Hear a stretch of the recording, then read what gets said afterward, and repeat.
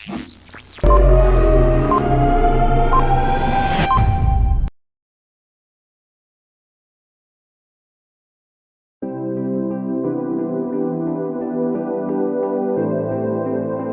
friends, once again happy to see you.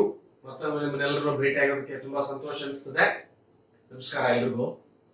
ನಾನು doctor Vaijanath Sagarmath, assistant professor, in charge principal, government first year college, Tekkalakote, district Ballari.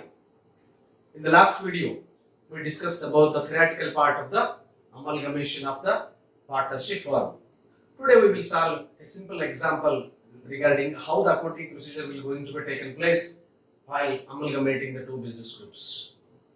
ಸ್ನೇಹಿತರೆ, ಕಳೆದ ವಿಡಿಯೋದಲ್ಲಿ ನಾವು ಅಮಲ್ಗಮೇಷನ್ ಸಂಯೋಜನೆ, ಕೂಡು ಬಂಡವಾಳ ಸಂಸ್ಥೆಗಳನ್ನ ಹೇಗೆ ಸಂಯೋಜನೆ ಮಾಡ್ತೀವಿ ಅನ್ನೋದ್ರ ಬಗ್ಗೆ ಅಕೌಂಟಿಂಗ್ ಟ್ರೀಟ್ಮೆಂಟ್ ಹೇಗಿರುತ್ತೆ ಅನ್ನೋದನ್ನ ನಾವು ನೋಡಿದೀವಿ.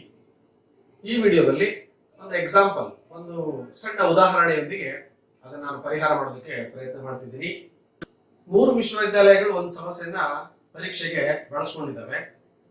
ಕರ್ನಾಟಕ ವಿಶ್ವವಿದ್ಯಾಲಯದು ಅದು ಪರೀಕ್ಷೆಗೆ ಬಳಸ್ಕೊಂಡಿದೆ, ಗುಲ್ಬರ್ಗಾ ವಿಶ್ವವಿದ್ಯಾಲಯ ಸಹ ಬಳಸ್ಕೊಂಡಿದೆ. ನಂತರ ಇತ್ತೀಚೆಗೆ ನಮ್ಮ ವಿಜಯನಗರ ಶ್ರೀಕೃಷ್ಣ ದೇವರಾಯ ವಿಶ್ವವಿದ್ಯಾಲಯನು ಆ ಸಮಸ್ಯೆಯನ್ನು ಬಳಸ್ಕೊಂಡಿದೆ. ನಾನು ಆ ಸಮಸ್ಯೆಯನ್ನು ನಮ್ಮ ತೋರಿಸ್ತೀನಿ. ಪುಸ್ತಕದಲ್ಲಿ ಇರೋತಕ್ಕಂಥ ಸಮಸ್ಯೆಯನ್ನ ತಮಗೆ ಪೂರಾ ಹೇಳೋದು ಕಷ್ಟ ಆಗ್ತದೆ, ಆದ್ರೆ ನಾನು ಬರ್ಕೊಂಡಿದ್ದೀನಿ, ಅದನ್ನ ಓದ್ತೀನಿ. ನಂತರ ಇದೇ ವಿಡಿಯೋದಲ್ಲಿ ಈ ಪ್ರಶ್ನೆಯು ಸಹ ಡಿಸ್ಪ್ಲೇ ಆಗುತ್ತೆ. ಮುಂದೆ ಓದ್ತೀನಿ ಸ್ನೇಹಿತರೆ. Balance sheet of the Messrs A and B, Messrs C and D as on 31st October 1998 as follows. ಎರಡು ಬ್ಯಾಲೆನ್ಸ್ ಶೀಟ್ ಗಳನ್ನು ಕೊಟ್ಟಿದ್ದಾರೆ, ಎ ಅಂಡ್ ಬಿ ಮತ್ತು C D. A B and C D. Capital A 10,000, B 10,000, C 10,000, D 10,000. Creditors 15,000, 10,000. Loan ಇದೆ, C D ಅಷ್ಟೇ ಇದೆ, 10,000. ಮತ್ತು outstanding expenses ಸಹ ಇದೆ, 2,000 ಮತ್ತು 3,000. ಇನ್ನು ಅಸೆಟ್ಗಳಲ್ಲಿ ಬಂದಾಗ building 10,000, 12,000. Machinery 7,000, 8,000. Furniture 3,000, 3,500. ಡೆಟಾರ್ಸ್ 6,000, 8,000. Stock 8,000, 10,500. Cash 3,000 ಮತ್ತು 1,000. ಇಲ್ಲಿ ಹೇಗೆ ಹೇಳ್ತಾರೆ, ಈ ಇಬ್ರು ಸೇರಿ ಅಮಲ್ಗಮೇಟ್ ಆಗೋದಕ್ಕೆ ಪ್ರಯತ್ನ ಮಾಡ್ತಾ ಇದ್ದಾರೆ. They want to construct a new company called A B C D. ಅವರು ಒಂದು ಟರ್ಮ್ಸ್ ಅಂಡ್ ಕಂಡೀಷನ್ಸ್ ಗಳನ್ನ ಅಗ್ರಿಮೆಂಟ್ ಮಾಡ್ಕೊಂಡಿದ್ದಾರೆ. ಹಾಗಿದ್ರೆ ಏನು? ನಾನು ಇನ್ನೇ ಹೇಳಿದ್ದೆ, ರಿವ್ಯಾಲ್ಯೂಯೇಷನ್ ಆಫ್ ದ ಅಸೆಟ್ಸ್ ಆಗುತ್ತೆ. ಯಾಕಂದ್ರೆ ಬುಕ್ ವ್ಯಾಲ್ಯೂ ಮತ್ತು ಮಾರ್ಕೆಟ್ ವ್ಯಾಲ್ಯೂಗೆ ಡಿಫರೆನ್ಸ್ ಇರೋದ್ರಿಂದ ಮತ್ತೊಮ್ಮೆ ಮರುಮೌಲ್ಯಮಾಪನ ಮಾಡ್ತಾರೆ, ರಿವ್ಯಾಲ್ಯೂಯೇಷನ್. ಹಾಗಾಗಿ ಇಲ್ಲಿರ್ತಕ್ಕಂಥ ಕೆಲವೊಂದು ಆಸ್ತಿಗಳು ರಿವ್ಯಾಲ್ಯೂ ಆಗ್ತಾ ಇದಾವೆ. ಬಿಲ್ಡಿಂಗ್ 12,000 ಆಗ್ತಾ ಇದೆ, ಮಷಿನರಿ 7,000 ಆಗ್ತಾ ಇದೆ, ಫರ್ನಿಚರ್ 2,500 ಆಗ್ತದೆ, ಡೆಟಾರ್ಸ್ 4,500 ಆಗ್ತದೆ, ಸ್ಟಾಕ್ 7,000 ಆಗ್ತದೆ ಮತ್ತು ಔಟ್ಸ್ಟ್ಯಾಂಡಿಂಗ್ ಎಕ್ಸ್ಪೆನ್ಸಸ್ 2,000. ಯಾರ್ದು? A and B balance sheet. ನಂತರ C and D balance sheet ಅಲ್ಲಿ ಬಿಲ್ಡಿಂಗ್ 15,000 ಆಗಿದೆ, ಮಷಿನರಿ 7,000 ಆಗಿದೆ, ಫರ್ನಿಚರ್ 2,500 ಆಗಿದೆ, ಡೆಟಾರ್ಸ್ 7,000 ಆಗಿದೆ, ಸ್ಟಾಕ್ 12,000 ಆಗಿದೆ, ಔಟ್ಸ್ಟ್ಯಾಂಡಿಂಗ್ ಎಕ್ಸ್ಪೆನ್ಸಸ್ 3,500 ಆಗಿದೆ. ಈ ಲೋನ್ ಇದೆ, ಇಲ್ಲಿ ಕಾಣಿಸ್ತಾ ಇರೋದು ಲೋನ್, ಯಾರ್ದು? ಮತ್ತು ಸಿ ಅಂಡ್ ಡಿ. ಈ ಲೋನ್ ಅನ್ನ ಹೊಸ ಫರ್ಮ್ ನವರು ತಗೊಂಡು ಹೋಗೋದಿಲ್ಲ. ಹಾಗಿದ್ರೆ ಆ ಲೋನ್ ಅನ್ನ ಹಳೆಯ ಪಾರ್ಟ್ನರ್ಸ್ ಗಳೇ ಬಿಯರ್ ಮಾಡಬೇಕು ಅಂತಕ್ಕಂಥದ್ದು. ನೆಕ್ಸ್ಟ್, ಈ ಬ್ಯಾಲೆನ್ಸ್ ಶೀಟ್ ಗಳಲ್ಲಿ ನಿಮಗೆ ಗುಡ್ ವಿಲ್ ಕಾಣಲಿಲ್ಲ ಎರಡು ಬ್ಯಾಲೆನ್ಸ್ ಶೀಟ್ ಅಲ್ಲಿ, ಆದ್ರೆ ಗುಡ್ ವಿಲ್ ಇದೆ ಅಂತ ಹೇಳ್ತಿದ್ದಾರೆ. ಎ ಬಿ ಮತ್ತು ಸಿ ಡಿ ಇವ್ರದ್ದು ಗುಡ್ ವಿಲ್, ಎ ಬಿದು ಒಂದು 10,000 ಮತ್ತು ಸಿ ಡಿದು ಒಂದು 5,000 ಗುಡ್ ವಿಲ್ ಇದೆ. ಆ ಗುಡ್ ವಿಲ್ ಮುಂದೆ ನ್ಯೂ ಫಾರ್ಮ್ ಅಕೌಂಟ್ ಅಲ್ಲಿ ಹೊಸ ಅಮಲ್ಗಮೇಟೆಡ್ ಬಿಸ್ನೆಸ್ ನಲ್ಲೂ ಕಾಣುತ್ತೆ. ಅಲ್ಲಿ ಅದರ ವ್ಯಾಲ್ಯೂ 12,000 ಆಗಬೇಕು ಅಂತ ಹೇಳ್ತಿದ್ದಾರೆ. ಇಲ್ಲಿ ಇಬ್ಬರದು ಎ ಬಿ ಮತ್ತು ಸಿ ಡಿ ಅವರ ಗುಡ್ ವಿಲ್ ನ ಕ್ಯಾಲ್ಕುಲೇಷನ್ ಮಾಡಿದಾಗ 10,000 ಪ್ಲಸ್ 5,000 15,000 ಆಗುತ್ತೆ. ಆದ್ರೆ ಅದು ಅಮಲ್ಗಮೇಟೆಡ್ ಬ್ಯಾಲೆನ್ಸ್ ಶೀಟ್ ನಲ್ಲಿ 12,000ಕ್ಕೆ ಸೀಮಿತ ಆಗಿರಬೇಕು ಅಂತ ಹೇಳ್ತಿದ್ದಾರೆ. ನಂತರ ಒಂದು ಚೆನ್ನಾಗಿರೋ ಪಾಯಿಂಟ್ ಹೇಳ್ತಿದ್ದಾರೆ ನೋಡಿ ಸ್ನೇಹಿತರೆ, ಪ್ರತಿಯೊಬ್ಬ ಪಾರ್ಟ್ನರ್ ಕ್ಯಾಪಿಟಲ್ 16,000ಕ್ಕೆ ಸೀಮಿತ ಆಗಬೇಕು. ಏನೀಗಂದ್ರೆ ನಾವು ಪಾರ್ಟ್ನರ್ಸ್ ಕ್ಯಾಪಿಟಲ್ ಅಕೌಂಟ್ ಅನ್ನು ಹಾಕ್ತೀವಿ, ರಿವ್ಯಾಲ್ಯೂಯೇಷನ್ ಅಕೌಂಟ್ ಹಾಕ್ತೀವಿ, ರಿವ್ಯಾಲ್ಯೂಯೇಷನ್ ಅಕೌಂಟ್ ಹಾಕಿದ ತಕ್ಷಣ ಪಾರ್ಟ್ನರ್ಸ್ ಕ್ಯಾಪಿಟಲ್ ಅಕೌಂಟ್ ಹಾಕ್ತೀವಿ. ಆ ಪಾರ್ಟ್ನರ್ಸ್ ಕ್ಯಾಪಿಟಲ್ ಈಗ ಇರ್ತಕ್ಕಂಥ ಕ್ಯಾಪಿಟಲ್ ಗಳನ್ನು ನೋಡಿದಾಗ 10,000, 10,000, 10,000, 10,000 ಇದೆ. ಇದರಲ್ಲಿ ರಿವ್ಯಾಲ್ಯೂಯೇಷನ್ ಪ್ರಾಫಿಟ್ ಬರುತ್ತೆ, ನಂತರ ಲೋನು ಬರುತ್ತೆ. ಎಲ್ಲ ಬಂದಾಗ ಈ ಇರ್ತಕ್ಕಂಥ ಕ್ಯಾಪಿಟಲ್ ವೇರಿಯೇಷನ್ ಆಗೋ ಚಾನ್ಸಸ್ ಜಾಸ್ತಿ ಇರುತ್ತೆ. ಆದ್ರೆ ವೇರಿಯೇಷನ್ ಆದ್ರೂ ಸಹ ಕೊನೆಗೆ ಹೊಸ ಬಿಸ್ನೆಸ್ ನವರು ಪ್ರಾರಂಭ ಮಾಡುವಾಗ, A B C D amalgamated company ಪ್ರಾರಂಭ ಮಾಡುವಾಗ ಅವ್ರ ಕ್ಯಾಪಿಟಲ್, ಪ್ರತಿಯೊಬ್ಬರ ಕ್ಯಾಪಿಟಲ್ 16,000ಕ್ಕೆ ರೆಸ್ಟ್ರಿಕ್ಟ್ ಆಗಬೇಕು ಅಂತಕ್ಕಂಥದ್ದನ್ನ ಈ ಪ್ರಾಬ್ಲಮ್ ಹೇಳ್ತಾರೆ. ಬನ್ನಿ ಸ್ನೇಹಿತರೆ, ಹಾಗಿದ್ರೆ ಈ ಪ್ರಾಬ್ಲಮ್ ಅನ್ನ ಸಾಲ್ವ್ ಮಾಡೋಣ. ಸ್ನೇಹಿತರೆ, ರಿವ್ಯಾಲ್ಯೂಯೇಷನ್ ಅಕೌಂಟ್ ಅಂತ ಹೇಳ್ತೀವಿ. ನಾನು ಇನ್ನೇ ಹೇಳಿದೆ ರಿವ್ಯಾಲ್ಯೂಯೇಷನ್ ಅಕೌಂಟ್ ಹೇಗಿರುತ್ತೆ ಅಂತಕ್ಕಂಥದ್ದನ್ನ. Any decrease in the value of the asset, any increase in the value of asset, any decrease in the value of the liability, any increase in the value of liability, decrease in the value of liability ಇಲ್ಲಿ ತಗೊಳ್ತಕ್ಕಂಥದ್ದು. ಇವಾಗ ನೋಡೋಣ debit side ಏನಾಗುತ್ತೆ. Debit side ಅಂತ ಹೇಳಿದ್ರೆ any decrease in the value of the asset, ಯಾವುದೇ asset ತನ್ನ ಬೆಲೆಯನ್ನು ಕಳ್ಕೊಂಡಾಗ debit side entry ಬರುತ್ತೆ. ನೋಡೋಣ ಏನಾಗಿದೆ. ಫರ್ನಿಚರ್ ಬ್ಯಾಲೆನ್ಸ್ ಶೀಟ್ ಅಲ್ಲಿ ಫರ್ನಿಚರ್ ಎಷ್ಟಿದೆ, ಎ ಬಿ ಅವ್ರದ್ದು 3,000 ಇದೆ. ಆ 3,000ಕ್ಕೆ ಅದನ್ನ ಮತ್ತೆ ರಿವ್ಯಾಲ್ಯೂ ಮಾಡಿದಾಗ 2,500 ಮಾಡಿದ್ದಾರೆ. 3,000 ಬ್ಯಾಲೆನ್ಸ್ ಶೀಟ್ ಅಲ್ಲಿ ಇರೋದು ರಿವ್ಯಾಲ್ಯೂ ಮಾಡಿದಾಗ 2,500 ಆಗಿದೆ ಅಂತ ಹೇಳಿದ್ರೆ ಎಷ್ಟು ಕಡಿಮೆ ಆಯ್ತು? 500. The extent of the decrease value ನಾವು ತಗೊಳ್ತಿದೀವಿ. ನೆಕ್ಸ್ಟ್ ಡೆಟಾರ್ಸ್ ಎಷ್ಟಿದೆ? 6,000 ಇದೆ. ಬ್ಯಾಲೆನ್ಸ್ ಶೀಟ್ ಅಲ್ಲಿ 6,000 ಡೆಟಾರ್ಸ್ ಇದೆ. ಅದನ್ನ ರಿವ್ಯಾಲ್ಯೂ ಮಾಡಿದಾಗ 4,500 ಮಾಡಿದ್ದಾರೆ. ಪ್ರಾಬ್ಲಮ್ ಅಲ್ಲಿ ಇದೆ ನೋಡಿ, 4,500. ಹಾಗಿದ್ರೆ ಡಿಫರೆನ್ಸ್ ಎಷ್ಟಾಯ್ತು? 1,500. ಆ 1,500 ರೂಪಾಯಿನ ನಾವು ಡೆಬಿಟ್ ಸೈಡ್ ತಗೊಳ್ಬೇಕಾಗುತ್ತೆ. ನಂತರ ಸ್ಟಾಕ್ ಬ್ಯಾಲೆನ್ಸ್ ಶೀಟ್ ಅಲ್ಲಿ ಎಷ್ಟು ತೋರಿಸ್ತಾ ಇದೆ? ಎ ಬಿ ಕಂಪನಿ 8,000 ತೋರಿಸ್ತಾ ಇದೆ ಸ್ನೇಹಿತರೆ. ಆದ್ರೆ ರಿವ್ಯಾಲ್ಯೂ ಮಾಡಿದಾಗ 7,000ಕ್ಕೆ ರಿವ್ಯಾಲ್ಯೂ ಮಾಡಿದ್ದಾರೆ. ಅಮಲ್ಗಮೇಟಿಂಗ್ ಮಾಡುವಾಗ ಆ 7,000 ಅಂತ ಹೇಳಿದ್ರೆ 8,000 minus 7,000 1,000 decrease in the value of the asset. Increase in the value of the asset ಏನಾಗುತ್ತೆ ನೋಡಿ. ಬಿಲ್ಡಿಂಗ್ ಕ್ರೆಡಿಟ್ ಸೈಡ್ ಬಂದಿದೆ. ಬಿಲ್ಡಿಂಗ್ ವ್ಯಾಲ್ಯೂ ಎ ಬಿದು ಬ್ಯಾಲೆನ್ಸ್ ಶೀಟ್ ಅಲ್ಲಿ 10,000 ಅಸೆಟ್ ಸೈಡ್ ತೋರಿಸ್ತಾ ಇದೆ. ಅದನ್ನ ನಾವು ಅಡ್ಜಸ್ಟ್ಮೆಂಟ್ ಅಲ್ಲಿ ಮತ್ತು ರಿವ್ಯಾಲ್ಯೂ ಮಾಡಿದಾಗ 12,000 ರಿವ್ಯಾಲ್ಯೂ ಮಾಡಿದ್ದಾರೆ. ಎಷ್ಟು ಹೆಚ್ಚಾಯ್ತು? 2,000. The extent of the 2,000 should be in the credit side. This is the revaluation account. Decrease in the value of the asset will going to be appear in the debit side, and the increase in the value of the asset will going to be appear in the credit side. So all the assets revalued here and all assets are over in the revaluating. Now come to the point of the answer. The total of the debit side is 3,000, and we should post 3,000 same either two sides, 3,000, and the credit side is the building only have the 2,000 value. The difference is the 1,000. The credit side difference always called as the revaluation loss. That is the revaluation loss ಆಗುತ್ತೆ. revaluation loss ಆಗಿದೆ.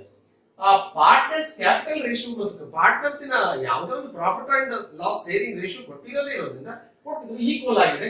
So ಹಾಗಾಗಿ ನಾವು ಇಬ್ಬರಿಗೂ ಅದನ್ನ share ಮಾಡಿದೀವಿ. 500 revaluation account loss ಆಗಿದೆ. Next ಏನ್ ಬರುತ್ತೆ ಸ್ನೇಹಿತರೆ? Partners capital account. ಈ ಕ್ಯಾಪಿಟಲ್ ಅಕೌಂಟ್ ಗಳನ್ನ ತೆಗೆದುಕೊಂಡಾಗ ಬ್ಯಾಲೆನ್ಸ್ ಶೀಟ್ ಅಲ್ಲಿ ಇರೋ ಕ್ಯಾಪಿಟಲ್ ಅನ್ನು ನಾವು ಕ್ಯಾಪಿಟಲ್ ಅಕೌಂಟ್ ಗೆ ಡೌನ್ ಮಾಡ್ಕೊಳ್ತೀವಿ. ಬೈ ಬ್ಯಾಲೆನ್ಸ್ ಡ್ರಾ ಡೌನ್ ಎಷ್ಟಿದೆ? 10,000 ಇಬ್ಬರು ಕ್ಯಾಪಿಟಲ್ ಇದೆ. 10,000. ನೆಕ್ಸ್ಟ್ ರಿವ್ಯಾಲ್ಯೂಯೇಷನ್ ಲಾಸ್ ಇದೆ. Revaluation loss. ಪ್ರಾಫಿಟ್ ಇದ್ರೆ ಕ್ರೆಡಿಟ್ ಸೈಡ್ ಹೇಳ್ತಾ ಇದ್ವಿ. Now they are incurred the loss, so it should be debited to the partners capital account 500 each. Balance sheet ಅಲ್ಲಿ reserve fund ಇತ್ತು ಅಂತ ಹೇಳಿದ್ರೆ ಅವರ sharing and profit loss account ratio ಪ್ರಕಾರ credit ಮಾಡಬೇಕು. ಅಕ್ಯುಮುಲೇಟೆಡ್ ಪ್ರಾಫಿಟ್ ಇದ್ರೆ ಕ್ರೆಡಿಟ್ ಮಾಡಬೇಕು. Accumulated loss ಇದ್ರೆ ಡೆಬಿಟ್ ಮಾಡಬೇಕು. This is the accounting procedures, ನಿಮಗೆಲ್ಲ ಗೊತ್ತಿರುತ್ತೆ. ನೆಕ್ಸ್ಟ್ ಗುಡ್ ವಿಲ್ ಇದೆ. 10,000 ಗುಡ್ ವಿಲ್ ನ ಎ ಬಿ ಅವರಿಗೆ ತೋರಿಸಬೇಕು ಅಂತ ಅಡ್ಜಸ್ಟ್ಮೆಂಟ್ ಅಲ್ಲಿ ಹೇಳಿದೆ. ಆಲ್ರೆಡಿ ನಾನು ಹೇಳಿದ್ದೀನಿ. ಆ ಗುಡ್ ವಿಲ್ ನ ಅವರ ಅಕೌಂಟ್ ಗೆ ಕ್ರೆಡಿಟ್ ಮಾಡಬೇಕು ಬೈ ಗುಡ್ ವಿಲ್. 10,000 ಇರೋದ್ರಿಂದ ಈಕ್ವಲ್ ಆಗಿ ಅವರಿಗೆ ನಾವು ಡಿಸ್ಟ್ರಿಬ್ಯೂಟ್ ಮಾಡೋಣ. ಯಾಕಂತ ಹೇಳಿದ್ರೆ ಯಾವುದೇ ರೇಷಿಯೋಸ್ ಅನ್ನ ಕೊಟ್ಟಿರೋದಿಲ್ಲ. ಹಾಗಾಗಿ 5,000 ಮಾಡ್ಬಿಡ್ತೀವಿ. ನಂತರ ಯಾವುದೇ ರೀತಿಯಾಗಿರ್ತಕ್ಕಂಥ ಇನ್ಕಮ್ಸ್ ಅವರಿಗೆ ಇಲ್ಲ. ನಾವು will going to close the two partners capital accounts. Okay,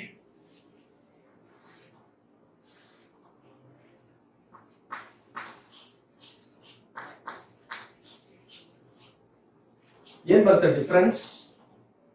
to balance carry down. ಎಲ್ಲಿ ಕ್ಯಾರಿ ಡೌನ್ ಮುಂದೆ ಹೇಳ್ತೀನಿ. ಕ್ಯಾಪಿಟಲ್ ಅಡ್ಜಸ್ಟ್ಮೆಂಟ್ ಅಕೌಂಟ್ ಅಲ್ಲಿ ಬರುತ್ತೆ. ಎಷ್ಟು ಡಿಫರೆನ್ಸ್ ಇದೆ? 14,500, 14,500. ಸೊ 15,000. ಸ್ನೇಹಿತರೆ, 14,000 ಕ್ಯಾಪಿಟಲ್ ಅವ್ರದ್ದು ಇರಬೇಕು ಅಂತಕ್ಕಂಥ ಒಂದು ಅಗ್ರಿಮೆಂಟ್ ಅವರಲ್ಲಿ ಆಗಿದೆ ಹೊಸ ಫರ್ಮ್ ಅನ್ನ ಸ್ಟಾರ್ಟ್ ಮಾಡುವಾಗ ಅಂತ ನಾನು ನಿಮಗೆ ಹೇಳಿದೆ. ಅದನ್ನ ಕೆಲವೊಬ್ರು ಇಲ್ಲೇ ಮಾಡ್ತಾರೆ. ಇದೇ ಪ್ರಾಫಿಟ್ ಅಂಡ್ ಇದರಲ್ಲಿ ಪಾರ್ಟ್ನರ್ಸ್ ಕ್ಯಾಪಿಟಲ್ ಅಕೌಂಟ್ ಅಲ್ಲೇ ಮಾಡ್ತಾರೆ ಅಡ್ಜಸ್ಟ್ಮೆಂಟ್. ಅದು ಇಲ್ಲಿಗೆ ಎಂಡ್ ಆಗಿದ್ರೆ ಇಲ್ಲೇ ಮಾಡ್ಬಿಡ್ಬೋದಾಗಿತ್ತು. 4 ಜನಕ್ಕೂ ಆ ರೀತಿ ಇದೆ. 16,000. ಹಾಗಾಗಿ ಆಲ್ ಪಾರ್ಟ್ನರ್ಸ್ ಕ್ಯಾಪಿಟಲ್ ಅಕೌಂಟ್ ಅಂತ ಹಾಕೊಂಡು ಅಲ್ಲೇ ಅಡ್ಜಸ್ಟ್ಮೆಂಟ್ ಮಾಡಿದ್ರೆ ತುಂಬಾ ಚೆನ್ನಾಗಿರುತ್ತೆ ಅಂತಕ್ಕಂಥ ನನ್ನ ಅಭಿಪ್ರಾಯಕ್ಕಾಗಿ ಇಲ್ಲಿಗೆ ಇದನ್ನ ಪಾರ್ಟ್ನರ್ಸ್ ಕ್ಯಾಪಿಟಲ್ ಅಕೌಂಟ್ ಅನ್ನ ಎಂಡ್ ಮಾಡ್ತಾ ಇದ್ದೀವಿ. ಸ್ನೇಹಿತರೆ, ನಾವು ರಿವ್ಯಾಲ್ಯೂಯೇಷನ್ ಅಕೌಂಟ್ ಅನ್ನ ನೋಡಿದ್ವಿ, ಪಾರ್ಟ್ನರ್ಸ್ ಕ್ಯಾಪಿಟಲ್ ಅಕೌಂಟ್ ಅನ್ನ ನೋಡಿದ್ವಿ. ನೆಕ್ಸ್ಟ್ ಹೊಸ ಫಾರ್ಮಿಗೆ ಹೋಗ್ಬೇಕಾದ್ರೆ ನಾವು ಯಾವ ರೀತಿ ಹೋಗ್ತಿದೀವಿ ಅನ್ನೋದನ್ನ ತೋರಿಸ್ತಕ್ಕಂಥದ್ದೇ ನ್ಯೂ ಫಾರ್ಮ್ ಅಕೌಂಟ್. ಯಾರು? ಎ ಬಿ ಅವರದ ನ್ಯೂ ಫಾರ್ಮ್ ಅಕೌಂಟ್ ಈ ರೀತಿಯಾಗಿರುತ್ತೆ. ಇಲ್ಲಿ ತಗೊಳ್ತಕ್ಕಂಥ ವ್ಯಾಲ್ಯೂಗಳೆಲ್ಲವೂ ಅಡ್ಜಸ್ಟ್ಮೆಂಟ್ ಅಲ್ಲಿ ಬಂದಿರತಕ್ಕಂಥ ವ್ಯಾಲ್ಯೂಗಳನ್ನೇ ತಗೋಬೇಕು. ಹಳೆ ಬ್ಯಾಲೆನ್ಸ್ ಶೀಟ್ ವ್ಯಾಲ್ಯೂಗಳನ್ನ ನಾವು ಒಟ್ಟೋ ಹಾಗಿಲ್ಲ, ಯಾಕಂದ್ರೆ ನಾವು ಹೊಸದಾಗಿ ಹೋಗ್ತಿದೀವಿ ಅಂತಕ್ಕಂಥದ್ದು ಇರುತ್ತೆ. ಹಾಗಾಗಿ ಅಲ್ಲಿರ್ತಕ್ಕಂಥವುಗಳನ್ನ ಮುಟ್ಟದೆ ಹೊಸ ಅಡ್ಜಸ್ಟ್ಮೆಂಟ್ ಅಲ್ಲಿ ಬಂದಿರತಕ್ಕಂಥವುಗಳನ್ನ ತಗೋಬೇಕು. ಕ್ಯಾಶ್ 3,000 ಚೇಂಜ್ ಆಗೋದಿಲ್ಲ, ರಿವ್ಯಾಲ್ಯೂ. ಓಕೆ. ಬಿಲ್ಡಿಂಗ್ 12,000, 10,000 ಇತ್ತು, 12,000 ತಗೊಂಡಿದೀವಿ. ಮಷಿನರಿ 7,000, ಅದು ಆಸ್ ಇಟ್ ಈಸ್. ಫರ್ನಿಚರ್ 3,000 ಇತ್ತು, 500 ಕಡಿಮೆ ಆಯ್ತಲ್ಲ, 2,500 ತಗೊಂಡಿದೀವಿ. ಡೆಟಾರ್ಸ್ 6,000 ಇತ್ತು, 1,500 ಕಡಿಮೆ ಆಯ್ತಲ್ಲ, 1,500 ಅದನ್ನ ಬಿಟ್ಟು 4,500 ತಗೊಂಡಿದೀವಿ. ಸ್ಟಾಕ್ 7,000 ಮತ್ತು ಗುಡ್ ಹೊಸದಾಗಿ ಬಂತಲ್ಲ ಅದನ್ನು 10,000 ತಗೊಂಡಿದ್ವಿ. ಅವ್ರ ಕ್ರೆಡಿಟರ್ಸ್ 15,000 ಇದೆ. Out standing expenses 2,000. ಈ ಪಾರ್ಟ್ನರ್ಸ್ ಕ್ಯಾಪಿಟಲ್ ಅಕೌಂಟ್ ಇಂದ ಬಂತಲ್ಲ 14,500 ಅದೆರಡನ್ನ ತಗೊಂಡಾಗ 46,000 ಆಗುತ್ತೆ. ಸ್ನೇಹಿತರೆ, ಒಂದು ಹೇಳ್ತೀವಿ, ಈ ನ್ಯೂ ಫಾರ್ಮ್ ಅಕೌಂಟ್ ಹಾಕುವಾಗ ಸಾಧ್ಯ ಇದ್ದಷ್ಟು ಇದು ಟ್ಯಾಲಿ ಆಗ್ಬೇಕು. ಇದು ಟ್ಯಾಲಿ ಆಯ್ತು ಅಂತ ಹೇಳಿದ್ರೆ ಮೇಲೆ ನೀವು ಮಾಡಿರ್ತಕ್ಕಂಥ ಸಮಸ್ಯೆ ಕರೆಕ್ಟ್ ಆಗಿದೆ, ಉತ್ತರ ಕರೆಕ್ಟ್ ಆಗಿದೆ ಅಂತಕ್ಕಂಥ ಒಂದು ಸಣ್ಣ ಕ್ಲೂ ಇದು ಕೊಡ್ತದೆ ನಿಮಗೆ. ಹೀಗಾಗಿ ನ್ಯೂ ಫಾರ್ಮ್ ಅಕೌಂಟ್ ಬಹಳ ಒಳ್ಳೇದು ಹಾಕೋದು. ಒಂದು ಕಂಪನಿದು ರಿವ್ಯಾಲ್ಯೂಯೇಷನ್ ಅಕೌಂಟ್ ನೋಡಿದ್ವಿ, partners capital account, new firm account. Next ಇನ್ನೊಂದು ಅಮಲ್ಗಮೇಟಿಂಗ್ ರೆಡಿ ಆಗಿದ್ದಾರಲ್ಲ C&D, ಇವ್ರದ್ದು ರಿವ್ಯಾಲ್ಯೂಯೇಷನ್ ಅಕೌಂಟ್ ಅನ್ನ ನೋಡೋಣ. ನಾವು ಪ್ರಾರಂಭದಲ್ಲಿ ನಾನು ಪ್ರಾಬ್ಲಮ್ ನಲ್ಲಿ ಹೇಳಿದಾಗೆ ಎಲ್ಲ ಏನೇನ್ ಆಗಿರುತ್ತೆ, ಅಸೆಟ್ಸ್ ಹೆಚ್ಚು ಕಡಿಮೆ ಆಗಿರ್ತಕ್ಕಂಥವೆಲ್ಲ ಇಲ್ಲಿ ಬಂದ್ಬಿಡ್ತದೆ. ನೋಡಿ ಸ್ನೇಹಿತರೆ, ಮಷಿನರಿ 500 ಇದೆ.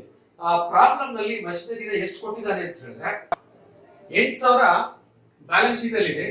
ಇಲ್ಲಿ ಎಷ್ಟಾಗಿದೆ? ಅದು ಅಡ್ಜಸ್ಟ್ಮೆಂಟ್ ಅಲ್ಲಿ 7,500 ಆಗಿದೆ. 500 ಬೆಲೆ ಕಡಿಮೆ ಆಯ್ತಾ?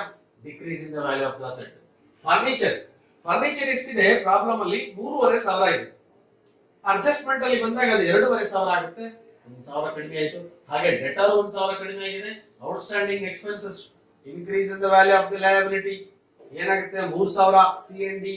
ಆದ್ರೆ ಅದು ಹೊರಗಡೆ ಬಂದಾಗ 3,500, 500 increase in the value of the liability. Next in increase in the value of the assets ನೋಡುವಾಗ ಸ್ಟಾಕ್ ಎಷ್ಟಿದೆ? 10,500. ಓಕೆ. ಸ್ಟಾಕ್ ಇಲ್ಲಿ ಬಂದಾಗ 12,000 ಆಗುತ್ತೆ. ಅಂದ್ರೆ ಎಷ್ಟು? 1,500 ಜಾಸ್ತಿ ಆಯ್ತು. The stock in the balance sheet is 10,500, while in the adjustment it is increased to the 12,000. The announcement of the 1,500 will going to be taken to the credit side of the revaluation account. Next we come to the point of the building. Building ಎಷ್ಟಿದೆ? 3,000 ಅಂತ ಬರೆದಿದ್ದೀವಿ. ಏನಾಗಿದೆ building value ನೋಡಿ ಸ್ನೇಹಿತರೆ? 15,000 ರೂಪಾಯಿ ತಗೊಂಡಿದ್ದಾರೆ adjustment ಅಲ್ಲಿ. Balance sheet ಅಲ್ಲಿ 12,000 ಇತ್ತು. ಹಾಗೆ ಎಷ್ಟು ಜಾಸ್ತಿ ಆಗಿದೆ? 3,000 ಜಾಸ್ತಿ ಆಗಿದೆ. The total is 4,500. ನೋಡಿದಾಗ 4,500 ರಿವ್ಯಾಲ್ಯೂಯೇಷನ್ ಪ್ರಾಫಿಟ್ ಎಷ್ಟು ಬರುತ್ತೆ ನೋಡೋಣ. 4,500, 500, 1,500, 2,500 ಮತ್ತು 3,000. ಹಾಗೆ ರಿವ್ಯಾಲ್ಯೂಯೇಷನ್ ಪ್ರಾಫಿಟ್ 1,500 ಆಗಿದೆ. ಅಲ್ಲೂ ರಿವ್ಯಾಲ್ಯೂಯೇಷನ್ ಪ್ರಾಫಿಟ್ ಅನ್ನ ಈಕ್ವಲ್ ಆಗಿ ಕೊಟ್ಟಿದ್ದೀವಿ. ಬಿಕಾಸ್ ಏನಾಗಿದೆ? Profit and loss sharing ratio ಇಲ್ಲದೆ ಇರೋದ್ರಿಂದ ಮತ್ತು ಈಕ್ವಲ್ ಆಗಿ ತಗೊಂಡ್ರಿ ಅಂತ ಹೇಳಿದರೆ, ಹೀಗಾಗಿ ನಾವು ಅದನ್ನ ಈಕ್ವಲ್ ಆಗಿ ತಗೊಂಡಿದ್ದೀವಿ. Next come to the point, partners capital account. ಮತ್ತೆ ಬೈ ಬ್ಯಾಲೆನ್ಸ್ ಬ್ರಾಡ್ ಡೌನ್. ಅವರ ಕ್ಯಾಪಿಟಲ್ ಅನ್ನ ಬ್ಯಾಲೆನ್ಸ್ ಶೀಟ್ ಇಂದ ತಗೊಳ್ಬೇಕು.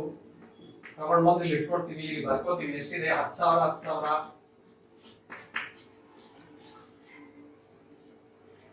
ಗುಡ್ ವಿಲ್ ಹೇಳಿದ್ರು ಅಡ್ಜಸ್ಟ್ಮೆಂಟ್ ಅಲ್ಲಿ, ಆ ಗುಡ್ ವಿಲ್ ತಗೋಬೇಕು. 5,000 ಇವರು respective good will, bye good will.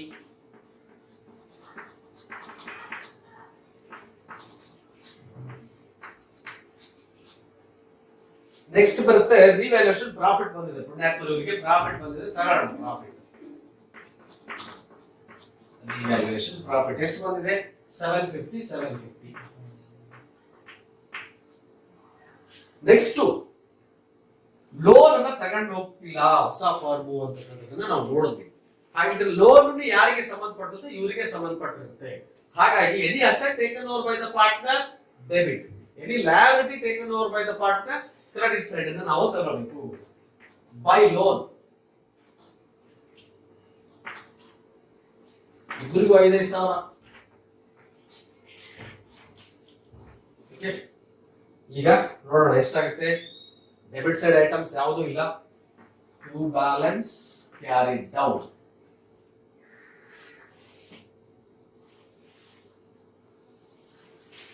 10,000, 12,500, 17,500, 18,250. 18,250 ಈಗ ಅಷ್ಟೇ. 10,000, 12,500 plus 750 plus 5,000, 17,500 plus 750, 18,250.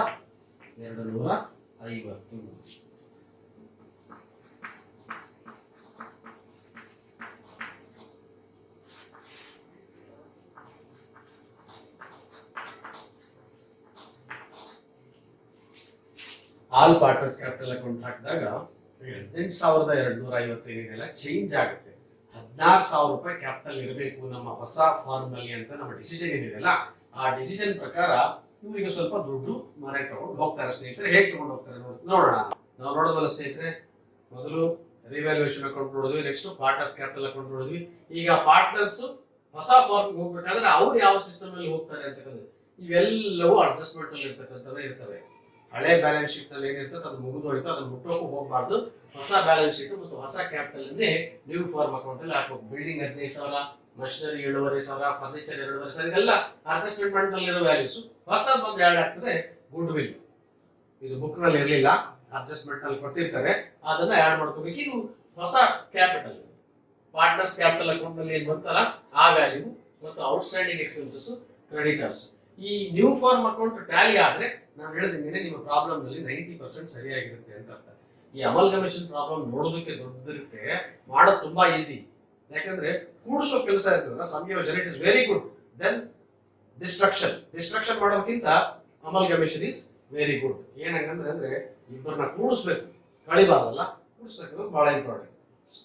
All partners capital account, ಇಲ್ಲಿ ಎಲ್ಲಾ ಪಾರ್ಟ್ನರ್ ದುಡ್ಡು ಕ್ಯಾಪಿಟಲ್ ಅಕೌಂಟ್ ಗಳನ್ನ ನಾವು ಹಾಕ್ತೀವಿ. ಇಲ್ಲಿ ಬ್ಯಾಲೆನ್ಸ್ ಅನ್ನ ತಗೊಂಡು ಬರ್ಬೇಕಾಗುತ್ತೆ. ಎಲ್ಲಿದು ಬ್ಯಾಲೆನ್ಸ್ ಇದು ಸ್ವಲ್ಪ ಚಿಕ್ಕದಿದೆ ಜಾಗ, ಸ್ವಲ್ಪ ಅಡ್ಜಸ್ಟ್ ಮಾಡ್ಕೊಂಡ್ರೆ ಪ್ರಾಬ್ಲಮ್ ಇಲ್ಲ, ನೀಟಾಗಿ ಬರೆದಿರ್ತೀನಿ. Balance brought down. ಈ ಪಾರ್ಟ್ನರ್ಸ್ ಕ್ಯಾಪಿಟಲ್ ಅಕೌಂಟ್ ಗಳನ್ನ ನಾವು ಹಾಕಿದ್ವಲ್ಲ ABCD, ಅಲ್ಲಿ ಬ್ಯಾಲೆನ್ಸ್ ಗಳನ್ನ ತಗೊಂಡು ಬರಬೇಕಾಗುತ್ತೆ. ಏದು ನೋಡಿದ್ವಿ ಎಷ್ಟು? 14,500, ಬಿದು 14,500, ಸಿದು 18,250, ಡಿ 18,250. ಈ ವ್ಯಾಲ್ಯೂಸ್ ಗಳನ್ನ ಆಸ್ ಇಟ್ ಈಸ್ ತಗೊಂಡು ಬಂದು ಕ್ರೆಡಿಟ್ ಸೈಡ್ ಬರಿಬೇಕು. ಇವಾಗ ಒಂದು ಟಾಸ್ಕ್ ಕೊಟ್ಟಿದ್ದಾರೆ ಅವ್ರು. ಏನ್ ಟಾಸ್ಕ್ ಕೊಟ್ಟಿದ್ದಾರೆ ಅಂತ ಹೇಳಿದ್ರೆ, ಎಲ್ರದ್ದು ಕ್ಯಾಪಿಟಲ್ 16,000 ಇರಬೇಕು. ಓಕೆ, ಹಾಗಿದ್ರೆ ಫಸ್ಟ್ ಬರ್ದ್ಬಿಡೋಣ. ಬ್ಯಾಲೆನ್ಸ್ ಶೀಟ್ ಹೋಗಿ ಕ್ಯಾಪಿಟಲ್ ನ ಟು ಬ್ಯಾಲೆನ್ಸ್ ಕ್ಯಾರಿ ಡೌನ್ ತಗೊಂಡು ಹೋಗ್ತೀವಿ. ಎಷ್ಟಿದೆ? 16,000, 16,000, 16,000, 16,000. ಈಗ ಸ್ಟಾರ್ಟ್ ಆಗುತ್ತೆ.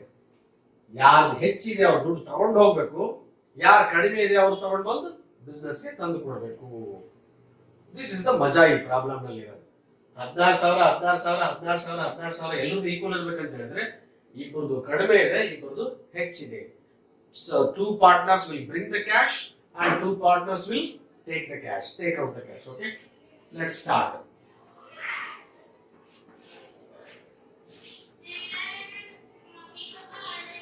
ನಮ್ಮ 3 ಅಕೌಂಟಿಂಗ್ ಪ್ರಿನ್ಸಿಪಲ್ಸ್ ಏನಿದಾವಲ್ಲ, ಪರ್ಸನಲ್, ರಿಯಲ್, ನಾಮಿನಲ್, ಅದ್ರಗಳ ಮೇಲೆನೆ ಎಲ್ಲಾ ಡೆವಲಪ್ ಆಗೋದು. Comes in, goes out, receiver, giver, loss, income. ಈ 3 ರೂಲ್ಸ್ ಗಳನ್ನ ನೀವು ಪರ್ಫೆಕ್ಟ್ ಆಗ್ಬಿಟ್ರೆ ಬಹಳ ಚೆನ್ನಾಗಿರ್ತದೆ. ರಿಸೀವರ್ ಯಾರು? ಇದರಲ್ಲಿ ದುಡ್ಡು ತಗೊಂಡು ಹೋಗೋರು ಯಾರು ನೋಡ್ಬೇಕು ನಾವು. ಈಗ 18,250 ಸಿ ಮತ್ತು ಡಿ ಇದೆ. ಓಕೆ, 18,250.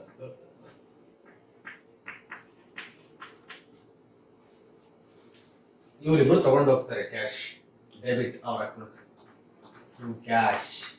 ಎಷ್ಟು ಎಕ್ಸ್ಟೆಂಟ್ ತಗೊಂಡು ಹೋಗ್ತಾರೆ? ಎಷ್ಟು ಕಡಿಮೆ ಆಗುತ್ತೆ? 16,000ಕ್ಕೆ. ಇದ್ರ ಜೊತೆಗೆ ಇನ್ನೂ ಒಂದಿದೆ, ಗುಡ್ ವಿಲ್. 12,000ಕ್ಕೆ ರೆಸ್ಟ್ರಿಕ್ಟ್ ಮಾಡಿದ್ದಾರೆ ಗುಡ್ ವಿಲ್ ಅನ್ನ. 15,000 ಗುಡ್ ವಿಲ್ ತೋರಿಸ್ಕೊಂಡ್ವಿ ನಾವು, 12,000ಕ್ಕೆ ರೆಸ್ಟ್ರಿಕ್ಟ್ ಮಾಡಿದ್ದಾರೆ. 12,000ಕ್ಕೆ ರೆಸ್ಟ್ರಿಕ್ಟ್ ಮಾಡಿದಾಗ ಎಷ್ಟು ಕಡಿಮೆ ಆಯ್ತು? 3,000 ಕಡಿಮೆ ಆಯ್ತು. ಆ 3,000ನ ಈಕ್ವಲ್ ಆಗಿ ಇವರಿಗೆ ಡಿಸ್ಟ್ರಿಬ್ಯೂಟ್ ಮಾಡಬೇಕು. 750, 750, 750 ಮತ್ತು 750. ಇವಾಗ ತಗೊಂಡು ಹೋಗೋದು ಗೊತ್ತಾಗ್ತದೆ ನಿಮ್ಗೆ ಎಷ್ಟು ತಗೊಂಡು ಹೋಗ್ತಾರೆ ಅಂತ. Let's start. 18,250, 18,250. ಈ ಇಬ್ಬರು partners 16,750, 16,750. 750, 16,750, 16,750 by cash. The difference ಅವರು ತರಬೇಕಾಗುತ್ತೆ. ಎಷ್ಟು ಕಡಿಮೆ ಆಗುತ್ತೆ? 16,250 ಅಂದ್ರೆ 2,250 ತಗೊಂಡು ಬರಬೇಕು ಇವರಿಬ್ಬರು. ಇವ್ರು ಎಷ್ಟು ತಗೊಂಡು ಹೋಗ್ಬೇಕಪ್ಪ? 16,250 ಅಂತ ಹೇಳಿದ್ರೆ ಇನ್ನು 1,500 ಇವರಿಬ್ರು ತಗೊಂಡು ಹೋಗ್ಬೇಕಾಗ್ತದೆ ಮನೆಗೆ. ಅಲ್ಲಿಗೆ ಲೆಕ್ಕ ಚುಕ್ತ. 16,000, 17,000, 17,250, 16,000, 17,000, 17,500, 17,250, 18,250 ಇವರಿಬ್ಬರದ್ದು ಸೇರಿಸಿದ್ರು ಸಹ 17,750, 17,250. Here ends the all partners capital account. This balances will going to be appear in the balance sheet. This 16,000, 16,000, 16,000, 16,000. The total capital of the new firm will going to be 64,000. Here the partners capital account. 750, 750, 750 ಯಾಕೆ ಬರ್ತೀವಿ ಅಂತ ಹೇಳಿದ್ರೆ 3,000 capital ಅನ್ನ 3,000 capital ನಲ್ಲಿ good will ಅನ್ನ right of ಮಾಡಬೇಕು ಅಂತ ಹೇಳಿದ್ದಾರೆ. ಹಾಗಾಗಿ ಇದನ್ನ ರೈಟ್ ಆಫ್ ಮಾಡಿದೀವಿ. ಹಾಕ್ಬೇಕಾಗುತ್ತೆ ಸ್ನೇಹಿತರೆ. ಏನೇನು ವ್ಯವಹಾರ ನಡೆದಿದೆ, ದುಡ್ಡು ಎಲ್ಲಿಂದ ಬಂತು, ಎಲ್ಲಿಗೆ ಹೋಯ್ತು, ಹೋಗಿದ್ದಾರೆ. ಕೆಲವೊಬ್ರು ದುಡ್ಡು ತಂದಿದ್ದಾರೆ, ಕೆಲವೊಬ್ರು ದುಡ್ಡು ತಗೊಂಡು ಹೋಗಿದ್ದಾರೆ ಪಾರ್ಟ್ನರ್ಸ್. ಅದನ್ನ ನೋಡೋಣ ಹೇಗಿದೆ ಅಂತ. ಫಸ್ಟ್ ಗೆ ನಾವೇನ್ ಮಾಡ್ಬಿಡ್ಬೇಕು, ಎರಡು ಫಾರ್ಮ್ ಇಂದ ಬ್ಯಾಲೆನ್ಸ್ ಶೀಟ್ ಅಲ್ಲಿ ಇರ್ತಕ್ಕಂಥ ಕ್ಯಾಶ್ ನ ಬರ್ಕೊಂಡ್ ಮಾಡ್ಬೇಕು. To balance brought down A and B. ಎಷ್ಟಿತ್ತು ಎ ಅಂಡ್ ಬಿ ಅವ್ರದ್ದು ನೋಡಿದಾಗ 3,000 ಬ್ಯಾಲೆನ್ಸ್ ಶೀಟ್ ಅಲ್ಲಿ ಇರುತ್ತೆ ಪ್ರಾಬ್ಲಮ್ ಅಲ್ಲಿ. To balance brought down C and D ಅವ್ರದ್ದು ಎಷ್ಟಿದೆ? 1,000. ಇದಾದ್ಮೇಲೆ ಈಗ ತಗೊಂಡೋಗಿರೋದು ತಂದಿರೋದು ಸ್ಟಾರ್ಟ್ ಆಗುತ್ತೆ ಸ್ನೇಹಿತರೆ. Comes in to the business. ಯಾರು ತಗೊಂಡು ಬಂದ್ರು? ಇಬ್ಬರು ಪಾರ್ಟ್ನರ್ಸ್ ತಗೊಂಡು ಬಂದ್ರು. ಯಾರ್ಯಾರು ಅವರು? ಎ ನೋಡಿದ್ರೆ ಆಲ್ ಪಾರ್ಟ್ನರ್ಸ್ ಕ್ಯಾಪಿಟಲ್ ಅಕೌಂಟ್ ಅಲ್ಲಿ ಕ್ಯಾಶ್ ಏನಂತ ಬಂದಿ ಸಾಧ್ಯ ಇದ್ದಷ್ಟು to A capital account. To A capital account ಎಷ್ಟು ತಗೊಂಡು ಬಂದ? 2,250. ಟು ಬಿ ಕ್ಯಾಪಿಟಲ್ ಅಕೌಂಟ್ ಅವ್ರು ಎಷ್ಟು ತಗೊಂಡು ಬಂದ್ರು? Is also brought 2,250. ನೆಕ್ಸ್ಟ್ ತಗೊಂಡು ಹೋದ್ರಲ್ಲ cash goes out by C capital 1,500 by D capital ಅವರು 1,500 ತಗೊಂಡು ಹೋದ್ರು. ಇಲ್ಲಿಗೆ ತಂದಿರೋರು ಮತ್ತು ತಗೊಂಡು ಹೋಗಿರೋರು ಇಬ್ಬರು ಬಿಟ್ಟು ನಮ್ಮ ಹತ್ರ 4,000 ಇತ್ತು. ಇವರಿಬ್ಬರು ಇಷ್ಟು ತಗೊಂಡು ಬಂದು ಕೊಟ್ಟರು. ಅವರಿಬ್ರು 1,500 ಪರ್ ಹೆಡ್ ತಗೊಂಡು ಹೋದ್ರು. Total of the balance sheet ನಮಗೆ ಇದು ಎಷ್ಟಾಗುತ್ತೆ ನೋಡೋಣಪ್ಪ. Cash account 3,000, 4,000, 5,000, 6,000, 7,000, 8,000, 8,250, 8,500. ಓಕೆ, 8,500. ಆ 8,500 ಅಲ್ಲಿ 3,000 ಹೋಗ್ಬಿಟ್ರೆ ಎಷ್ಟು ಉಳಿತು? That is by balance carry down to the balance sheet 5,500.